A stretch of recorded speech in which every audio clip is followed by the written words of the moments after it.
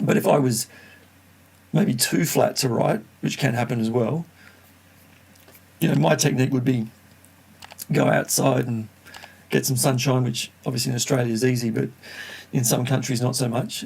Or this time of year in Australia it's not as easy because it's a bit overcast all the time, but at least get outside in the light and maybe go for a walk or go and do some star jumps. Just get the heart pumping and just stimulate your body a little bit. Get the serotonin flowing. But I'm wondering is there any technical kind of methods that you use, or what methods do you use to kind of stimulate a mood or an idea? Well, if you're talking about sad or melancholy or that's fairly easy to acquire. It's I hear that a lot with people saying, songwriters will be saying something like, it's far easier for me to write sad songs rather than happy songs.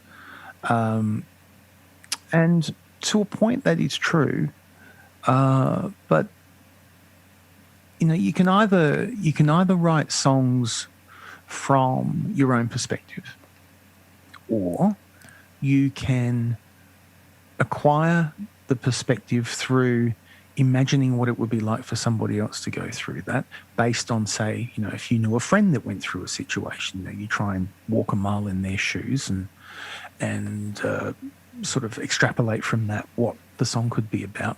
Or you could be like an actor and just pretend and just see what happens. So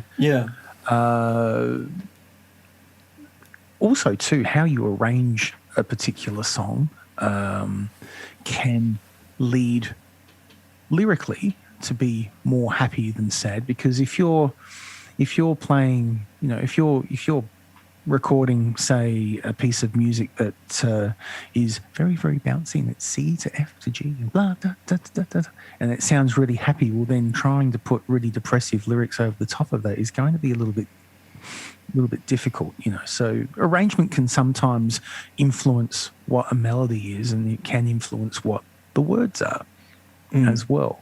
But trying to get into the head of what the song's about is really important. And you can either, as I said, do it either from your experience or from an experience of someone that whether as a friend or a family member or whatever, and try to walk a mile in their shoes, or you just pretend. And you can either be a method actor or you can just act. You can be, I think we were talking about this before, Dustin Hoffman, had a scene in a particular movie in which I think Laurence Olivier was in the same movie. I'm paraphrasing here, but anyway, he needed to, his character was someone who had, not slept in a couple of days. And so Dustin Hoffman was, sort of didn't go to sleep for a couple of days and, felt like shit and all that sort of stuff. He was preparing himself for a role, and so Laurence Olivier sort of saw him and said to him, gee, you don't look very good. You look like shit, basically. And Dustin Hoffman said, yeah, I'm just preparing for this particular scene. And so Laurence Olivier said, oh, for crying out loud, why don't you just act? Why don't you just pretend? Why go through all this? Why don't you just pretend? Why don't you just act?